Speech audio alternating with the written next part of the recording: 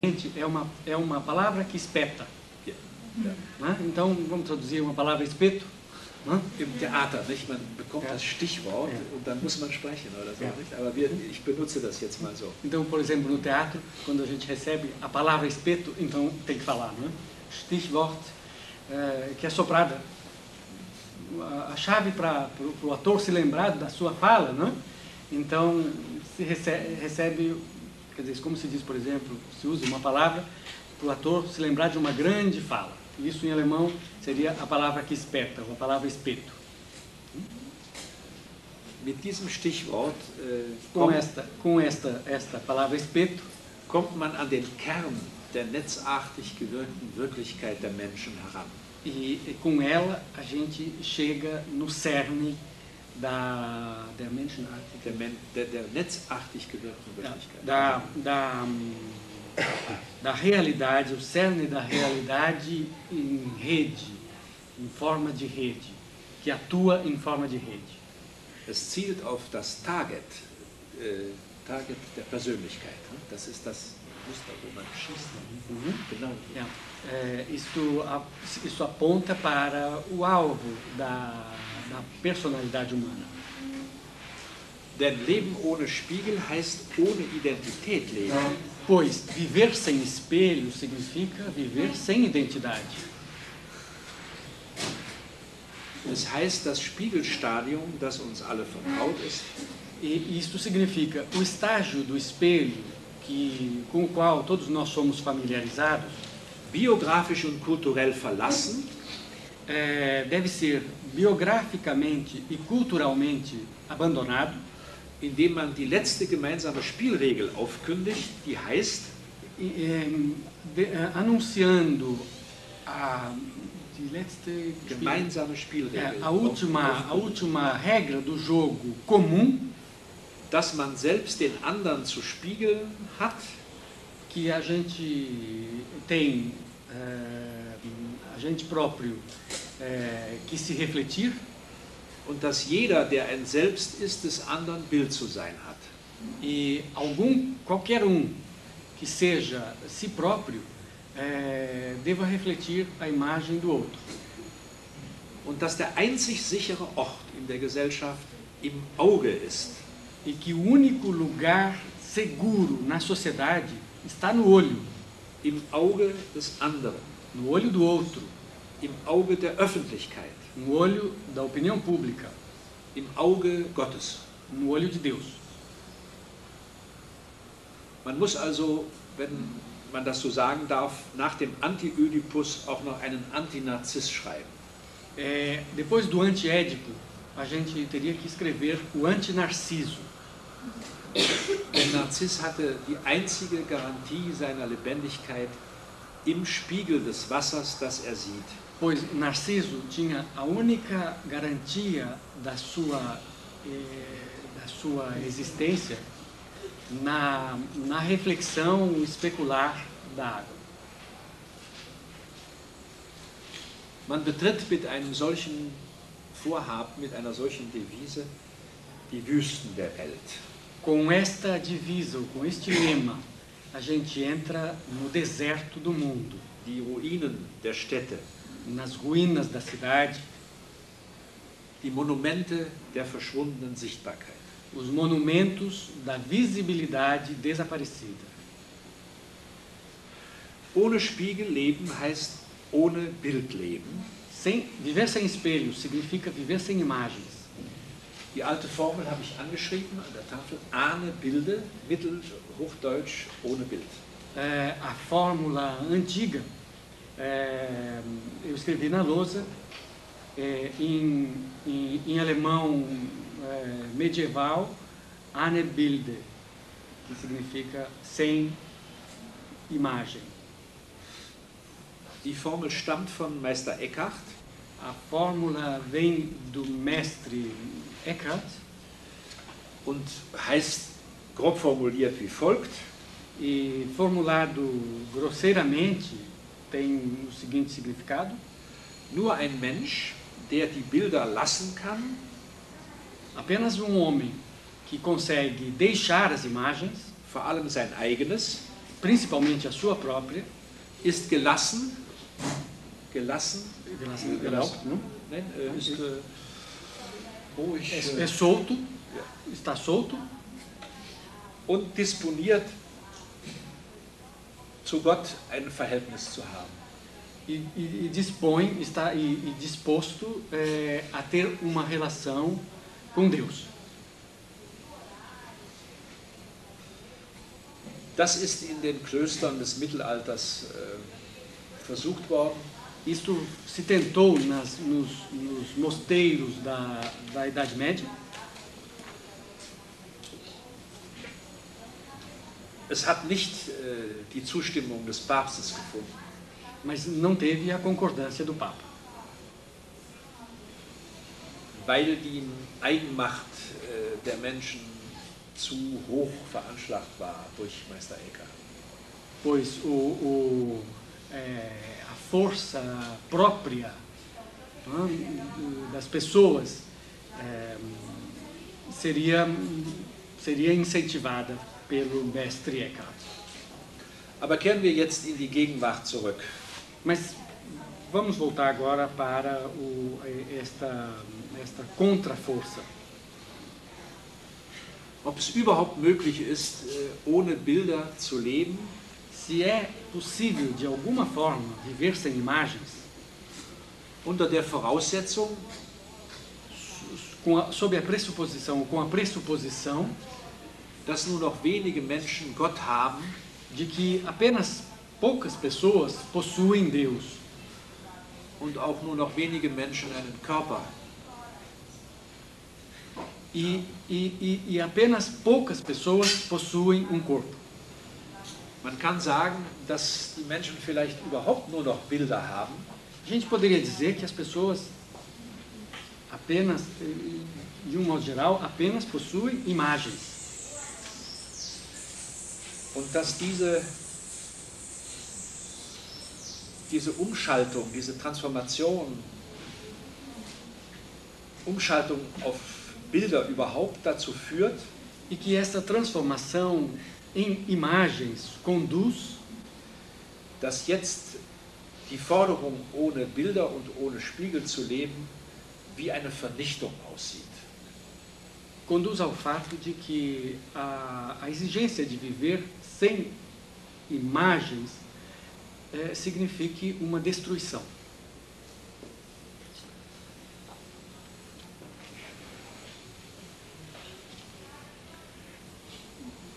Tem a aparência, tem a forma de uma destruição.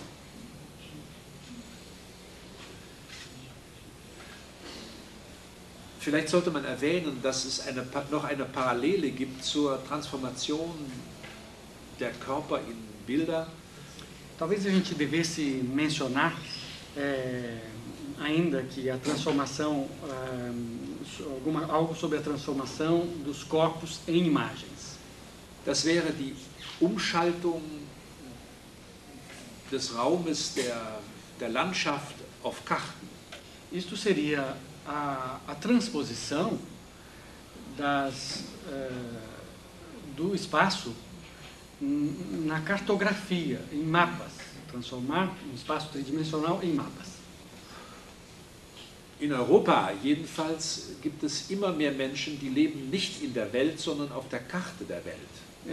Na Europa, pelo menos, existe cada vez mais gente que não vive no mundo, mas vive no mapa do mundo. Hier scheint das vieles schwieriger zu sein. E aqui parece que em muitos pontos é ainda mais difícil. Weil wenn die Karten gedruckt sind, die Welt schon wieder verändert ist. Porque quando se estão impressos os mapas, o mundo já se mudou, já se transformou. Vielleicht ist es ähnlich mit den Bildern. Ich kann das noch nicht E talvez sagen. isto seja semelhante ao que ocorre com as imagens. Aber die Tendenz, Körper in Bilder zu verwandeln und Landschaften in Karten zu setzen, Mas a tendência de transformar os corpos em imagens e as paisagens em mapas dauert etwa 500 Jahre dura aproximadamente 500 anos. und hat mit Kolumbus heftig begonnen. E começou com força, com grande força, com grande violência, com Colombo.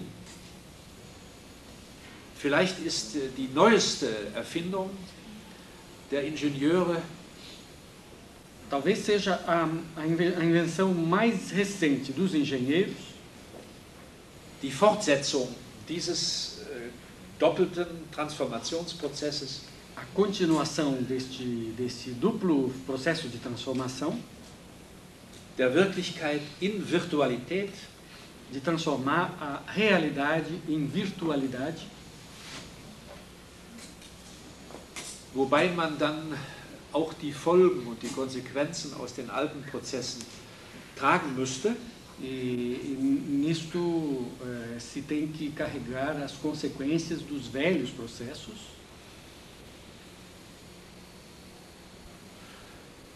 Und gleichzeitig neue Probleme bekommt. e ao mesmo tempo receber novos problemas. Der Kongress mit dem Titel Ohne Spiegel leben O congresso denominado Viver Sem Espelhos war von unseren Medientheoretikern im Wesentlichen getragen. foi feito essencialmente pelos teóricos da mídia, pelos nossos teóricos da mídia, Mit der Hypothese, com a hipótese dass die Virtualität, die Maschinen, die neuen Maschinen, dass der Computer spiegelfern ist, dass er ohne Spiegel auskommt. que a virtualidade das novas máquinas, dos novos computadores, sobrevive sem espelhos. Ohne Spiegel auskommt. Das heißt, dass in dieser virtuellen Welt der Mensch sich nicht mehr spiegeln kann, E que neste mundo virtual o homem não consegue mais se espelhar. und dass das Bild des Menschen in der Praxis der Computerarbeit, der Internetarbeit verschwindet. Und dass das Bild des Menschen darin verschwindet. Ja. E que a imagem do homem na internet e nas redes dos computadores desaparece. Das hätte dann auch zur Folge, dass die Identität, die Selbstgewissheit aufhört, Isto teria como consequência que a identidade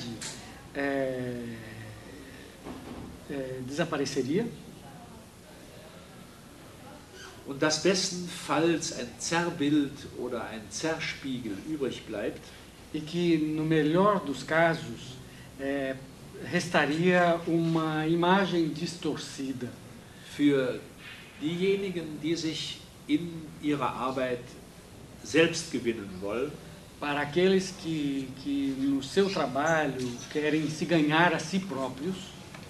aber es handelt sich hier nur um eine Fraktion, also der Medientheoretiker. Mas vejam que aqui se trata apenas de uma fração, a fração dos teóricos da mídia, Die anderen que pensa assim. sagen umgekehrt, Os outros dizem, por outro lado, contrariamente a isso, es wird in Zukunft überhaupt nur noch einen Subjekt- und Identitätsgenerator geben, que no futuro, os outros são de opinião, que no futuro haverá apenas um gerador de de sujeito und Identitätsgenerator. e de identidade. Und das ist der Computer. E isso é o computador. Das sind zwei einander entgegengesetzte Auffassungen, die vielleicht beide einige Plausibilität haben. Isto seria talvez seriam talvez duas versões que cada uma delas teria a sua plausibilidade. Vielleicht aber auch dem Umstand geschuldet ist, dass das Ganze erst anfängt. Also diese Umsetzung in die virtuelle Welt erst begonnen hat. Talvez essa transformação no mundo virtual esteja apenas começando. Wenn man im Einzelnen die Situation betrachtet, in der die Menschen die Rechenapparate gebrauchen, se contempla individualizadamente a situação na qual os homens se utilizam de aparelhos, dann bleibt diese Ambivalenz bestehen. Então permanece vigorando esta ambivalência, dass einerseits die Virtualität den Verlust der Identität bedeutet, que por um lado a virtualidade significa a perda da identidade und andererseits geradezu einen Gewinn der Identität bedeutet. e por outro lado significa também um ganho da identidade. Schauen wir also genauer hin. Vamos nos deter um pouco neste aspecto. Der Mensch konfrontiert sich dem Apparat. O homem se confronta com o aparelho, Sitzend. sentado, Mit zwiefach eingeklemmtem Begehren. Zwiefach eingeklemmtem Begehren. Er macht zwei rechte Winkel, Knie, er sitzt fest und er klemmt den Bauch ein. Zwiefach eingeklemmt. Okay. Então, begehren, com desejo, Das Begehren ist zweifach eingeklemmt. Com o desejo duplamente ancorado, vamos dizer assim, sentado e, portanto, com o desejo duplamente ancorado, com duas pernas no chão, no chão. Ich beschreibe jetzt nur die Situation, in der Computerbediener sitzt. Eu só estou descrevendo agora a situação na qual o computador serve o seu usuário. Die Hand, die das virtuoseste Organ des Menschen ist, A mão, que é o órgão mais virtuoso do homem,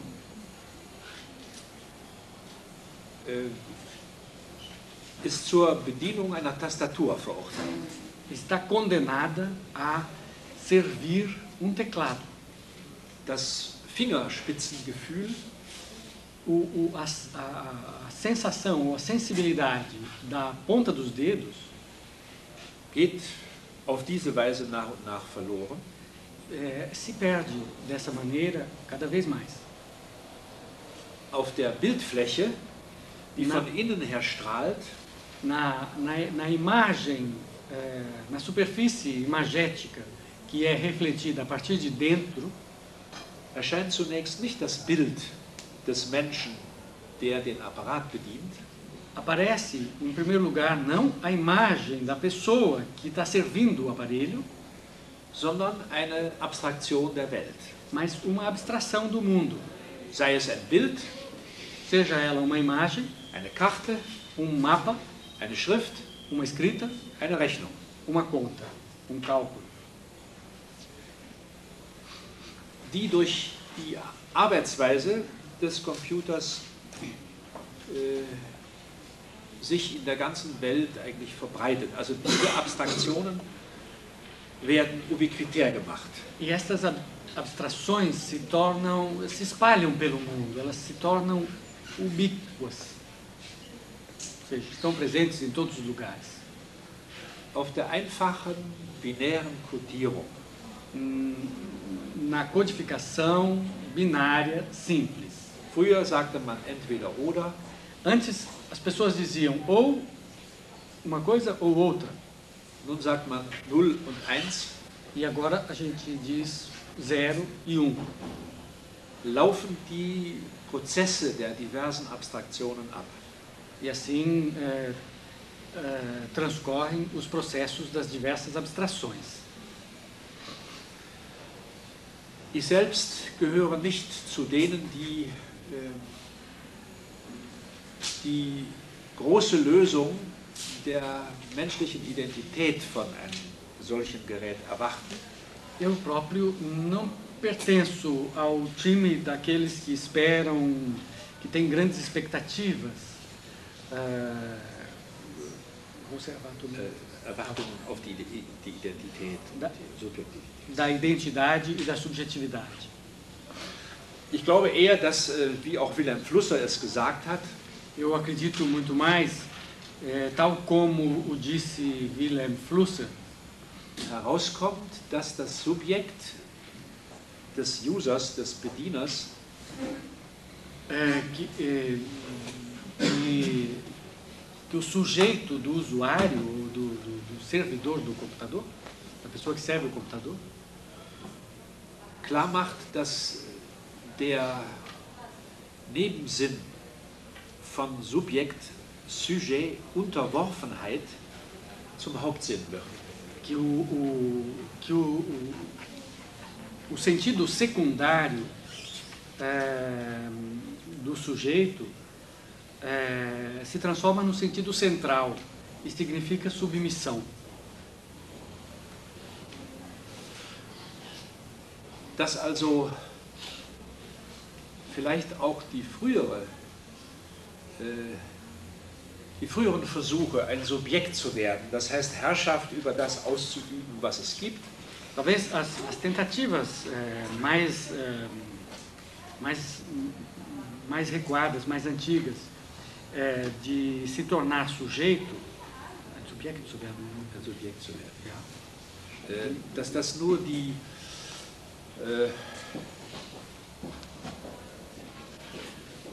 optimistische Formel für einen eher pessimistischen Prozess ist.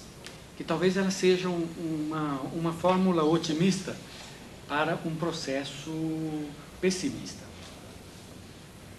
Dass also der Mensch gerade dadurch, dass er sie überträgt an die Macht, an Maschinen, seine Macht verliert. E que as pessoas, no momento em que elas transmitem o seu poder para uma máquina, elas perdem o seu poder.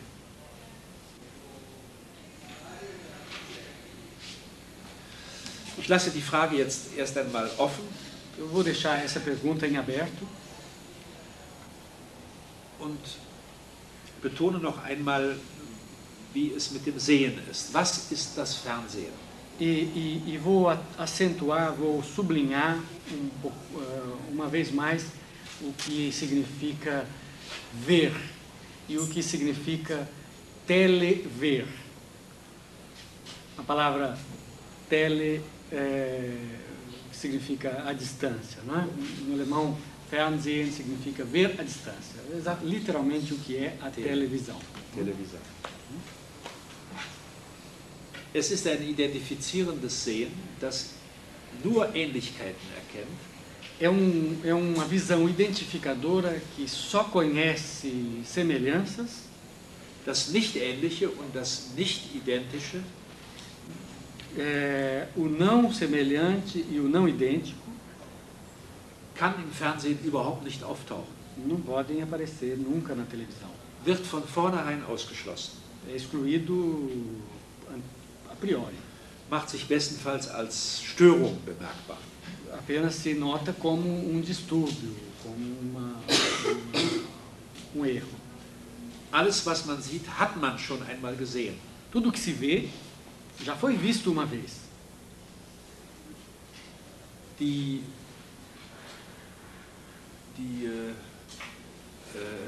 Animationsformel auf dem Rummelplatz, a fórmula de animação no parque de diversões. Hier sehen Sie, was Sie noch nie gesehen haben. Veja aqui o que você jamais viu. Kann nicht im Fernsehen bedient werden. Não pode acontecer na televisão. Es ist eigentlich ein totes Wissen. É basicamente saber morto. Das deutsche